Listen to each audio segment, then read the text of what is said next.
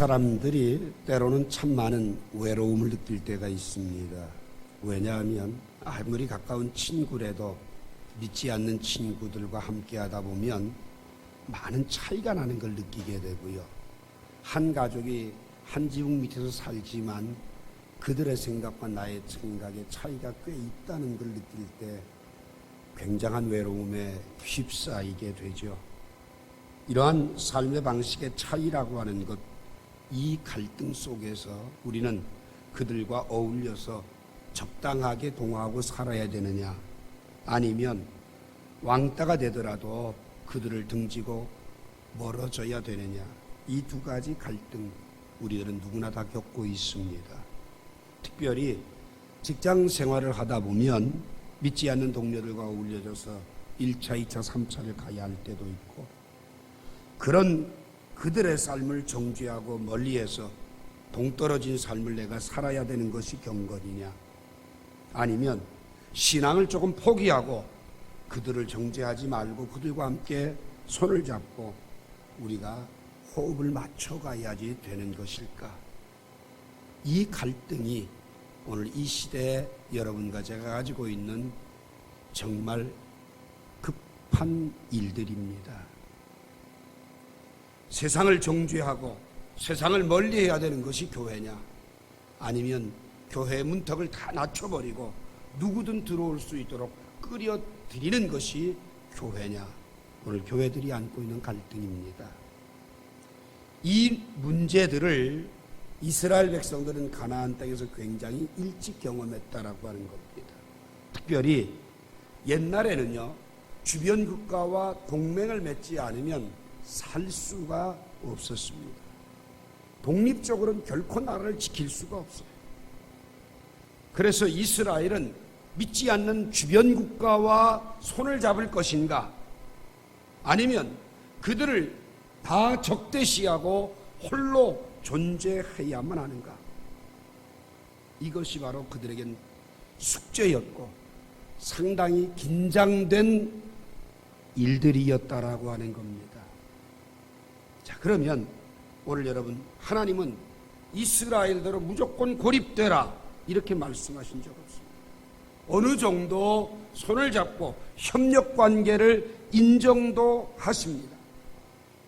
좋은 이유를 사귈 수 있고 세상 문화 가운데서 살면서 사회적인 활동도 해야지 되고, 하나님과의 관계가 변질되지 않는 정도에서 그러한 세상과의 협력관계는 성경이 권장하고 있다는 겁니다. 그런데 내 신앙을 변질시키면서 그들과 동화되는 것은 스스로 무덤을 파는 것과 같다는 이야기입니다. 자, 여러분, 이스라엘 민족이 가나안 땅을 딱 들어갔을 때 그들에게는 두 가지 문제가 부딪혔습니다. 첫째는 유목민이었던 그들이 농경 문화에 어떻게 적응할 것인가, 직업의 전환이라는 문제가 크게 왔습니다. 또 다른 하나는 자기들만 사는 곳이 아니라 바로 옆에 수많은 족속들과 수많은 나라들이 있었기 때문에 어떻게 해야 여기서 살아남을 수 있는가라는 문제지요. 자, 여러분, 그러한 갈등 속에서 믿음으로 살 것이냐, 아니면 내 힘을 비축해서 강한 자가 될 것이냐, 이 둘 중에 하나를 택해야만 되는 것, 이들이 그 환경 속에서 겪었던 문제점들이었고 오늘을 살아가는 여러분과 제가 겪고 있는 응급한 문제들이라는 이야기입니다. 오늘 여러분, 이 상황 속에서 하나님은, 지난주에 제가 여러분들에게 말씀드린 대로 하나님은 그 소수민족인 이스라엘을 굉장히 강한 강대국이 되게 해서 에브라임이 말 한마디만 하면 주변 국가들이 벌벌 떨 정도로 강하게 해주셨어요.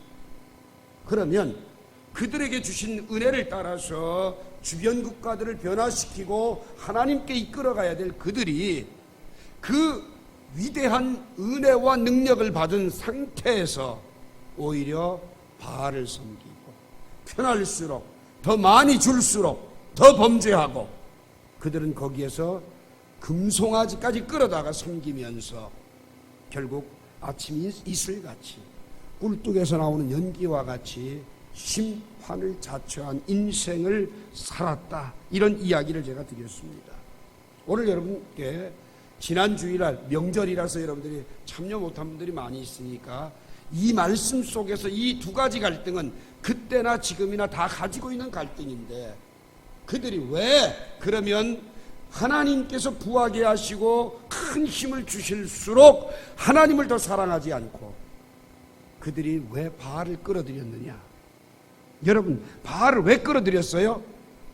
주변의 국가들이 섬기는 걸 우리가 섬길 때 우리는 안전이 보장된다는 겁니다. 누구 생각이에요? 단순한 자기 생각이에요. 바알을 끌어들이면 그들과 동일하게 그들은 우리를 간섭하거나 우리를 괴롭히지 않고 가장 강한 힘을 가지고 있으면서도 안전을 잡고 있었다는 겁니다. 그럼 왜 또 송아지를 만들었어요? 여러분, 송아지가 말을 합니까? 화를 냅니까? 사실 하나님을 믿으려고 하니까 하라는 것도 많고 지켜야 될 것도 많고 불편한 게 참 많거든요. 자, 여러분 한번 생각해 보세요. 여러분들이 지금 믿음 생활 하려고 하니까 훈련도 받으라, 기도도 해라, 예배도 나와라, 새벽도 깨워라. 많이 힘들고 불편하죠, 그죠? 여러분들 괴롭히려고 그러는 거 아니에요. 그게 우리가 하나님 앞에 설 수 있는 최선의 모습이기 때문에 그러는 거예요. 근데 송아지라고 하는 건 뭐냐? 이 송아지는요, 회개하라는 말도 없고 죄를 지적하는 말도 없고 아픔을 주는 말도 없고 부담을 주는 말도 없고 그냥 가서 제사 지내고 연보 예물 몇 푼 드리고 그리고 나면 아무 간섭도 안 하고 편안하거든요. 쉽거든요. 오늘 여러분, 이 시대에 여러분과 제가 영적인 위기를 만나고 있는 것은 뭐냐? 편하게 살려고 하는 것, 쉽게 믿으려고 하는 것, 간섭하지 말라고 하는 것, 날 좀 내버려 두라고 하는 것, 이게 지금 가장 무서운 위기라는 겁니다. 여러분들 신앙생활 하면서 계속 죄를 지적하고 여러분의 심기를 건드리는 이야기를 들으면 이건 믿는 걸 그만둘까? 교회를 떠나버릴까? 이 생각 들지 않습니까? 아니면 적당하게 내가 미치지 말고 대충 적당하게 절충해서 남들과 동화해서 어울려 살아가는 것, 편하게 그저 주일날 예배 한번 드리고 나 신앙생활 한다, 이렇게 사는 것, 이게 바로 송아지 우상입니다. 여러분, 이게 송아지 신앙이에요. 이게 지금 오늘 여러분과 저를 망가뜨리고 병들게 하고 있다는 겁니다. 신앙의 변질이 바로 그런 것들이라는 겁니다. 교회가 뭐 하는 겁니까? 허무한 인생, 가치 있는 인생으로 바꾸는 게 교회 아닙니까? 허무한 것을 부추기고 그걸 위해 기도하고 아첨하는 것, 그거 교회 아닙니다, 여러분. 그건 목사가 할 일이 아닙니다. 잘못된 인생의 길을 갈 때 책망하고 바르게 잡고 허무한 인생 살지 말고 영원히 남는 것, 하나님을 붙들라고 하는 말씀을 가르치는 곳이 교회가 되어야 된다는 겁니다. 그러면 오늘 여러분, 왜 그들이 그렇게 변질된 신앙을 가지고 편하게 예수 믿으려고 했을까? 편한 신앙생활을 왜 그들이 요구했을까? 그 이유를 본문에서 세 가지만 찾아보기를 원합니다. 첫 번째로 4절 봅시다. 그러나 애굽 땅에 있을 때부터 나는 내 하나님 여호와라. 나밖에 내가 다른 신을 알지 말 것이라. 나 외에는 구원자가 없느니라. 여러분, 하나님이 구원자라는 사실을 잊어버리고 있을 때, 하나님 외에는 구원이 없다라는 사실을 잊어버리고 있을 때 이들의 신앙이 변질되기 시작했다는 겁니다. 여러분, 예수 믿는 거 편하자고 믿습니까? 예수 믿는 게 잘 되자고 믿습니까? 아니요. 여러분과 제가 예수 믿는 이유는 하나님의 자녀로서 구원 얻은 자로 하나님의 나라에 들어가기 위해 믿는 거지, 편하자고 쉽자고 적당하게 절충하며 살자고 신앙생활하는 게 아니라는 겁니다. 그런데 오늘 여러분과 제가 겪은 하나님 외에는 구원자가 없는데 구원자가 아닌 바알을 끌어안고 송아지 우상을 섬기면서 그들은 그것이 구원의 길이라고 착각하며 살았다라고 하는 겁니다. 이스라엘이 생각해야 했던 것은 근본적으로 존재 자체가 다른 나라이기 때문에 그들과 달라야 될 그들이 다른 민족과 함께 어울려지기 시작하고 신앙을 변질시킬 때 결국 망하고 말았다라고 하는 겁니다. 사도행전 4장 12절에도 예수님 분명히 말합니다. 예수 외에 다른 이름으로는 결코 구원을 얻을 수 없나니 천하에 구원 얻을 만한 이름을 우리에게 주신 일이 없다고요. 오늘 새벽에도 제가 여러분들에게 말씀을 드렸습니다마는 예수를 믿고 따른다고 하는 것은 고난이 전제된 삶이지, 그 고난이라고 하는 것은 여러분과 저를 죄에서 떠나게 하고 그 고난이라고 하는 것은 여러분과 저를 교회를 위해서 살아갈 수 있는 삶의 존재로 바꾸어주는 축복인데, 시대가 갈수록 송아지와 짝하고 입 맞추고 살면서 편하게 그리고 적당하게 안전하기만 하면 되고 잘 살기만 하면 되고 가치 자체가 전부 다 변질돼 버리고 무너져 버린 것, 이것이 바로 오늘 우리가 응급 상황을 만난 현실의 영적 위기임을 깨달을 수 있길 바랍니다. 저를 보면 7절 말씀 봅시다. 그러므로 내가 그들에게 사자 같고 길가에서 기다리는 표범 같으니라. 내가 새끼 잃은 곰같이 그들을 만나 그들의 염통껏 불을 찍고 거기서 암사자같이 그들을 삼키리라. 들짐승이 그들을 찢으리라. 이렇게 말씀합니다. 자, 여러분, 오늘 여러분과 제가 기억할 것은 하나님을 잊어버린 것으로 끝나서 괜찮은데 하나님을 잊어버린 것으로 끝난 게 아니라 9절 말씀을 보게 되면요, 이스라엘아 내가 패망하여난 이는 너를 도와주는 나를 대적합니다. 자, 여러분, 하나님을 믿는 사람이 하나님을 적으로 만들었어요.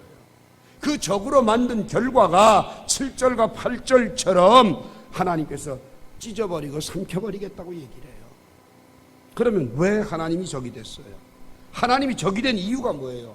지금 이스라엘은 하나님 앞에 나와 제사 드리는 것처럼 송아지와 입 맞추고 제사를 드리고 있는데, 내 딴에는 잘 믿고 바르게 믿는다고 열심히 믿는다고 하는데 하나님 뭐라, 넌 나와 적이 됐다 이렇게 얘기를 하세요. 왜 적이 됐냐 그 말이에요.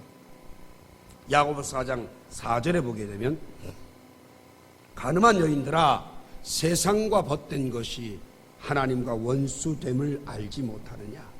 그런즉 누구든지 세상과 벗이 되고자 하는 자는 스스로 하나님과 원수가 되느니라. 뭐예요? 세상과 짝하니까. 세상과 짝한 결과 신앙의 변질이 왔다는 겁니다. 세상을 즐긴 결과 변질이 왔어요. 세상 사람들이 하고 있는 유행을 다 따라가다 보니까 신앙은 타락해버리고 송아지 우상이 돼버리고 말았다는 겁니다. 그래서 하나님의 우리 속에 거하기 전 성령이 시기하기까지 사모한다는 이 말씀을 헛된 줄로 생각하느냐고 질책하고 있습니다. 하나님은 분명히 이스라엘을 돕는 분입니다. 하나님은 오늘도 우리와 함께 하시는 분입니다. 세상 끝날까지 함께 하십니다. 그런데 하나님이 도움이 되시는 그분을 던져버리고 전혀 도움이 되지 않는 자들에게 달려가, 이 얼마나 어리석은 일이에요. 자기를 위해 주고 자기를 사랑한 자를 배신하고 전혀 도움이 안 되는 자에게 팔을 벌리고 달려가는 것, 그게 뭐예요? 하나님을 적으로 만드는 멸망을 자처하는 삶이라는 거예요. 여러분, 오늘 이 시간 전 여러분들에게 여러분이 서 있는 자리가 어딘가 한번 위치를 파악해보라, 이 말씀을 드리고 싶어요. 여러분, 어린아이일수록 자신의 자리를 알고 더 행복해한다는 걸 여러분 기억하시나요? 아이들은요, 그들에게 필요한 것이 있으면 누구에게 가야 하는지를 알고 있어요. 먹을 것이 필요하면요, 엄마한테 달려가서 먹을 것 달라고 그러고요. 비싼 장난감이 필요하면 아빠를 졸라서 그 장난감을 손에 쥘 때까지 자리를 떠나질 않아요. 그런데 좀 크면 상황이 달라져요. 무엇이 필요한지 알고 있으면서도 누구에게 가야 하는지를 모른 채 서 있다고 하는 거죠. 망설임을 거듭하다가 전혀 상관없는 사람을 만나 도움을 청해보지만 돕는 채 할 뿐 상처만 남기고 그 곁을 떠나버린다는 겁니다. 이게 바로 이스라엘이 걸은 역사예요. 하나님은 이스라엘 역사 가운데 계셔서 그 중심에서 문제를 해결해 주셨고 필요할 때마다 응답을 주셨어요.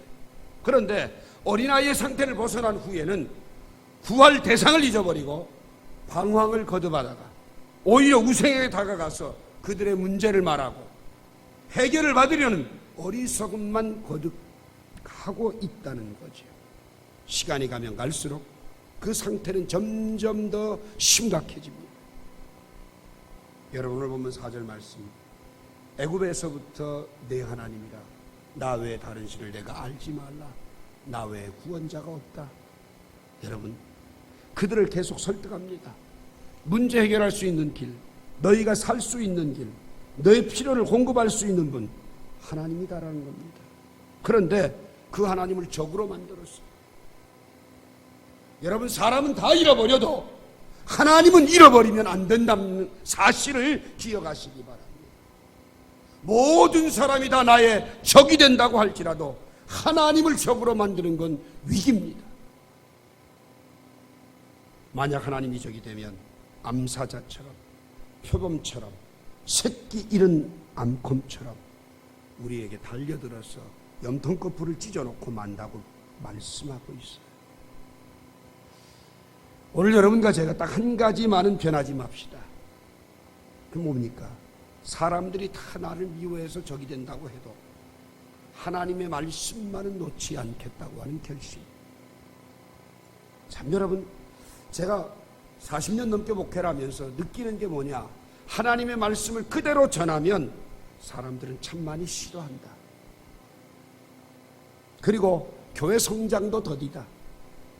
그 사람들의 비율을 맞추고 그 사람들이 좋아하는 걸 해줘야 숫자가 늘어나는데 말씀을 붙잡으니까 숫자도 줄고 말씀을 붙잡으니까 싫어하더라는 겁니다. 그래도 우리 교회가 붙잡아야 될 건 하나님의 말씀인 줄로 믿습니다. 진리를 믿기 때문에 사람들이 다 내 적이 된다고 할지라도, 원수가 돼서 떠나간다고 할지라도 끝까지 하나님만은 적이 되지 않도록 말씀을 붙잡는 여러분과 제가 되길 바랍니다. 하나님을 적으로 만들고 내가 어떻게 잘 살겠습니까? 오늘 여러분과 제가 이 사실만 가슴에 인식한다면 우리의 삶은 온전히 주님 앞에 세워져 간다는 사실입니다. 마지막으로 12절 봅시다. 에브라임의 불의가 봉합되었고 그 죄가 저장되었나니 해산하는 여인의 어려움이 그에게 임하리라. 그는 지혜 없는 자식이로다. 해산할 때가 되어도 그가 나오지 못하느니라. 자, 여러분, 풍선을 불게 되면요, 특별히 풍선에다 물을 집어넣고 이렇게 확 불게 되면 쫙 터지기 직전까지 빵 터지는 순간 어때요? 물벼락을 맞아버려요. 딱 그 정도 위기라는 겁니다. 자, 여인이 지금 산기가 다 돼서 애가 나오려고 그래요. 이 태가 열렸어요. 산문이 열렸어요. 근데 애가 안 나와. 이렇게 되면 어떻게 돼요? 산모 아이가 다 죽어버려요. 그걸 난산의 위기라고 해요. 오늘 여러분, 우리의 신앙이 세상과 동화하기 위해서 변질되어 쉽고 편하게 믿으려고 하는 송아지 신앙이 되어버리는 게 그러한 풍선이 터지기 직전과 같고 산문이 열려졌는데 아이가 나오지 않는 산모와 똑같다, 이렇게 표현합니다. 여러분, 이 표현을 왜 하십니까? 빨리 회개하라는 겁니다. 빨리 회개하라는 거예요. 그런데 회개할 생각조차 안 하고 있다는 겁니다. 불확실하게 보이는 세상에서 좀 더 안전을 확보하고 하나님을 적으로 삼고 신앙을 변질시켜 송아지 신앙을 가지고 잔꾀를 부리며 살고 있다면 하나님은 풍선을 터뜨릴 것이고 들짐승같이 찢으시기 전에 빨리 이머전시 위기의 때를 알고 회개하라는 겁니다. 지금이라도 우리의 죄를 인정하고 하나님의 성령의 칼에 수술을 받고 말씀 앞에 헌신하면서 새로워질 수 있다면 그 사람은 축복받은 사람입니다. 오늘 여러분과 제가 그런 삶을 살 수 있게 되기를 원합니다. 지금은 한가한 때가 아닙니다. 다음으로 미룰 때가 아닙니다. 산문이 열려서 아기가 나오려고 하는 일촉즉발의 순간인데 지금 뭐 하고 있냐는 겁니다. 지금 무엇하고 있느냐? 내일로 미루거나 다음에 회개한다. 이건 안 된다는 겁니다. 미룰수록 더 고통스럽고 놓아두면 죽음이라고 하는 두 글자만 찾아온다는 겁니다.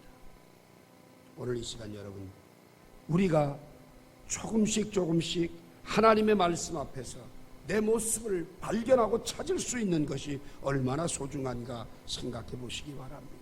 오늘 보면 6절 말씀을 보게 되면요, 우리에게 이런 말씀을 하셔요. 그들이 먹여준 대로 배가 불렀고 배가 부르니 그들의 마음이 교만하여 이로 말미암아 나를 잊었다고요.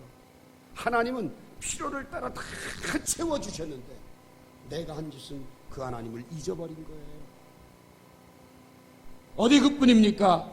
오늘 여러분과 제게 하나님은 세상을 이끌어가며 빛과 소금이 되어서 세상을 변화시키라고 우리에게 은혜와 복을 주셨는데 우리는 편하고 쉽게 송아지 신앙으로 내 신앙을 변질시켜가면서 세상과 짝한 결과 하나님이 대적하는, 하나님을 원수로 만드는 결과가 되어버리고 말았다는 겁니다.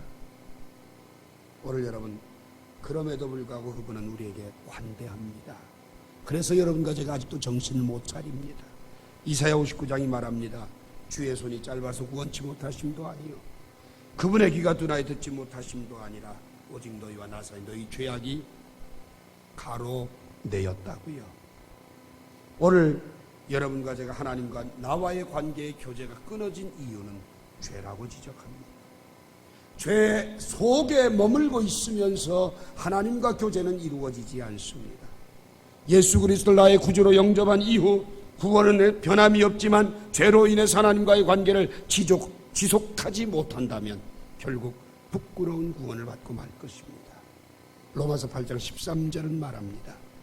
너희가 육신을 따라 살면 죽을 것이로되 성령을 통하여 몸의 행실을 죽이면 살리라고요.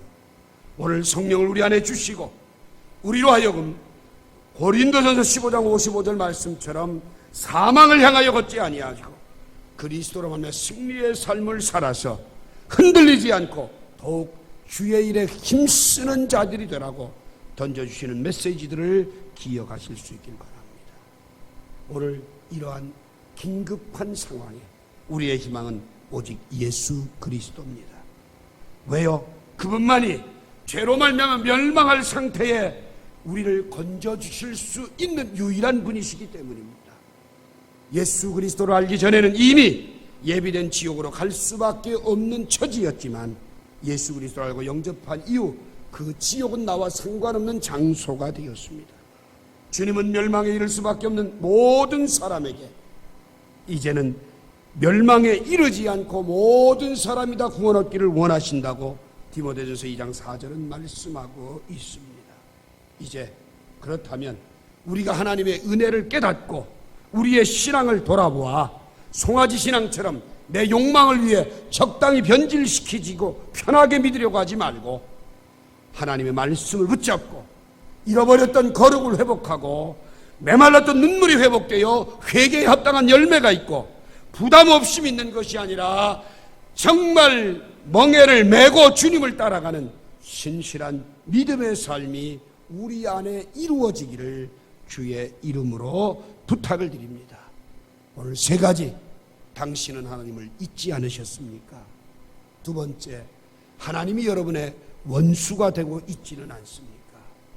산문이 열려 아이가 나오지 못하는 죽음의 위기의 순간인 이 순간을 인식하시고 회개할 마음이 열려져 있으신가요? 오늘 이 음성 앞에 응답하는 여러분과 제가 되기를 주의 이름으로 축원합니다. 기도합시다. 하나님,